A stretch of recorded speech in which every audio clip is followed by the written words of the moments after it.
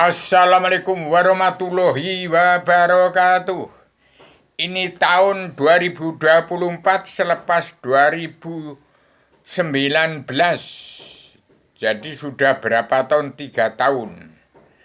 Bincang-bincang tentang Dajjal yang dulu diperangi oleh Nabi Isa. Itu lebih berat sekarang apa lebih berat dahulu?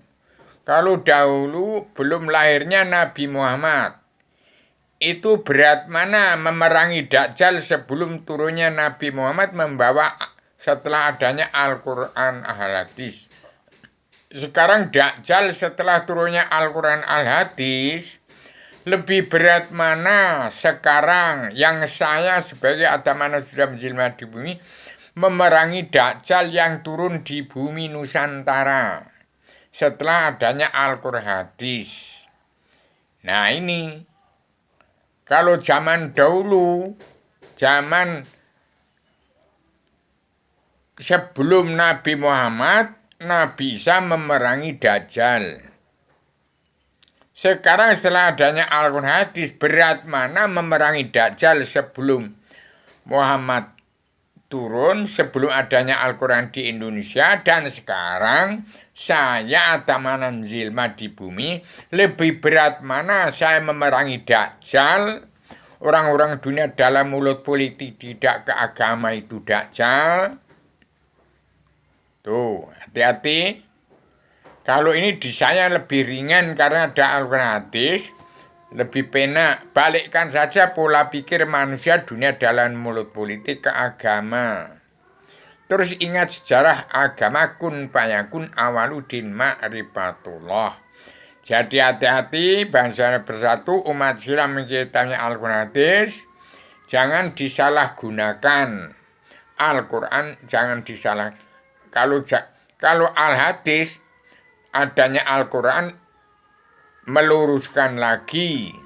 Tapi kalau sudah Al-Hadis disalahgunakan, tingkah laku Nabi Muhammad disalahgunakan. Nah ini timbulnya sekarang Al-Quran, timbulnya Dajjal tahun 2019 turun semua, dunia dalam mulut politik lebih ngamuk, lebih egois, lebih ambisi, lebih emosi, semua ingin jadi penguasa dan pengusaha. Menguasai Nusantara jadinya Dajjal. Dajjal orang yang nggak mau mawas diri, tidak mau tahu diri. Dirinya ada di mana. Orang yang kehilangan diri dan jati diri bangsa. Orang yang kehilangan jati diri bangsa, kehilangan dirinya sendiri, kehilangan nggak mau pulang ke dirinya sendiri. Inilah Dajjal sekarang.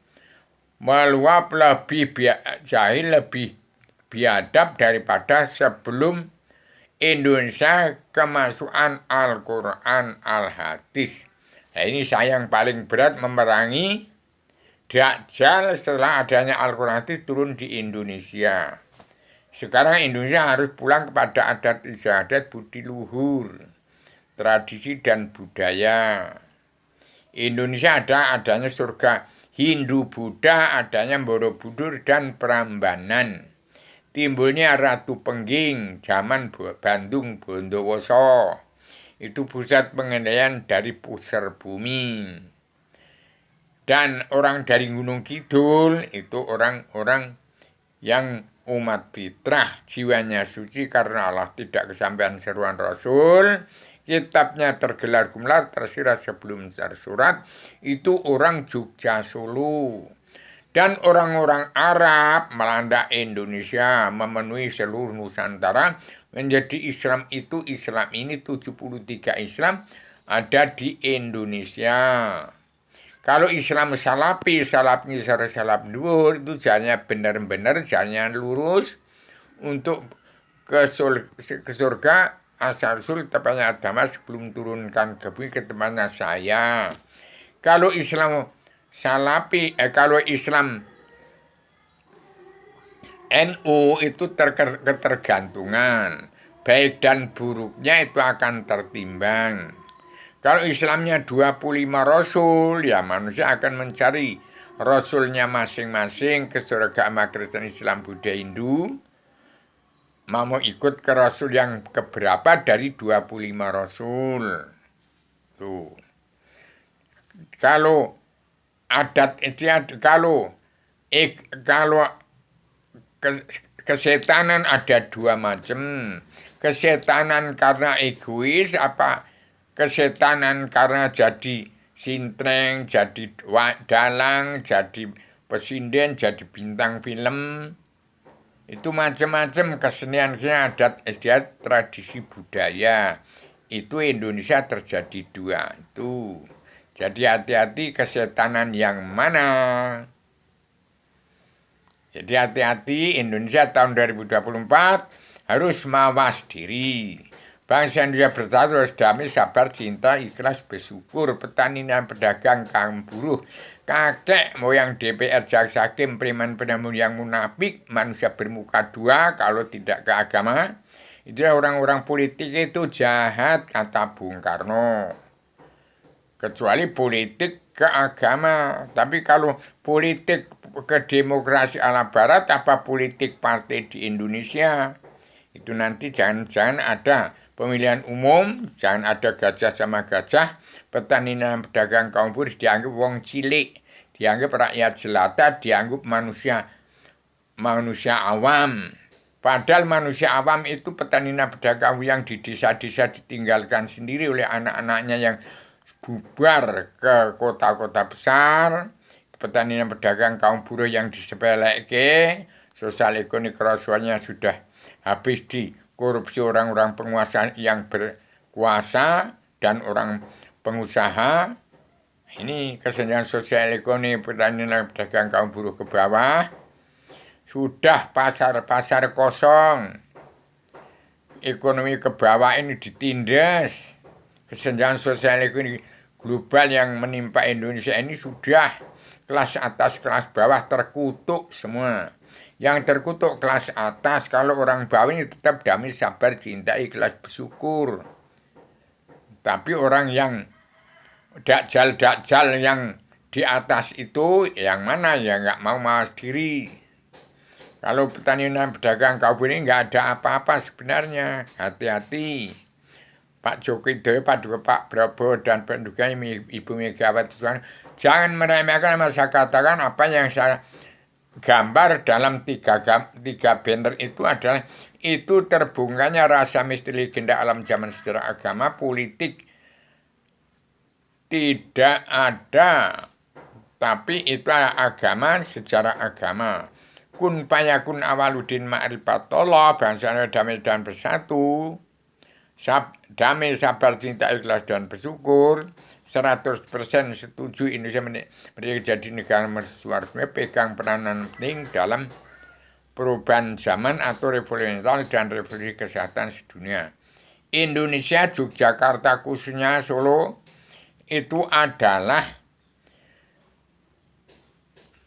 orang-orang Eropa, Amerika, orang Belanda ke situ menjadi apa? Menjadi dalang, menjadi pesinden, orang-orang Kristen ke situ.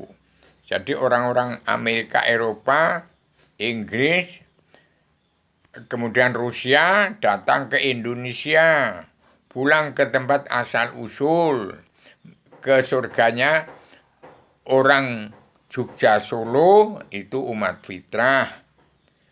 Kalau kembali itu surganya manusia seluruh dunia.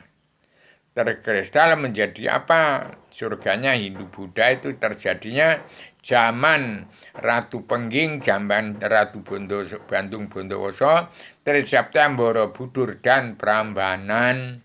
Itu pusat pengenalan surga dunia dan akhirat yang kekal abadi dalam ketenangan, ketentraman, kebahagiaan dari dunia ke surga, dari surga ke bumi, dari bumi ke surga, dari surga ke bumi. Sekarang saya sudah di bumi. Demikian pada seluruh bangsa bersatu yang 100% setuju Indonesia merdeka jadi negara yang mercusuar dunia. Orang-orang dunia dalam politik harus berubah ke agama. Jangan sampai mabuk-mabuan, mabuk narkoba-narkobaan itu dilarang. Mabuk haram karena dunia dilarang, karena nanti akan bukan saja rumah-rumahnya terbakar, raganya malah terbakar juga, nyawanya masuk ke dimensi 13 yang dilorotkan oleh Pandu Wulung. Kalau nggak bisa ditolong oleh Nenek Sadiem, itu penjaga 7 lapis bumi, 7 lapis langit. Kalau tidak tembus ke tempat agama, ke Wahyu Sastro Cindro, ke Nur Muhammad, tidak kembali ke tempatnya Adam sebelum turunkan ke bumi, tempatnya alat surga, di bawah kekuasaan Allah yang Maha Menang, tetap ke neraka jahanam. Tempatnya Adam Hawa itu bebas, tidak ada neraka, tidak dalam pertimbangan lagi. Jadi begitu. Harus tahu Dajjal itu orang yang tak mawas diri, nggak tahu dirinya ada di mana, yang nggak mau menimbang rasa. Kalau wong Jawa, dari Jogja Solo itu umat fitrah. Orang yang surganya kekal abadi. Dari surganya Adam sebelum turun dari tempatnya Allah surga, sekarang sudah di bumi. Itu tempatnya Megawati, Jokowi, dan Prabowo. Kalau dia mau pakai apa yang saya katakan, disebut itu umat fitrah. Hati-hati, kabinet sudah saya susun. Demikian saya sebagai Adam Yesus sudah menjelma di bumi. Seorang petualang dunia, pejuang tunggal tanpa boleh menang, tak usah mengalahkan.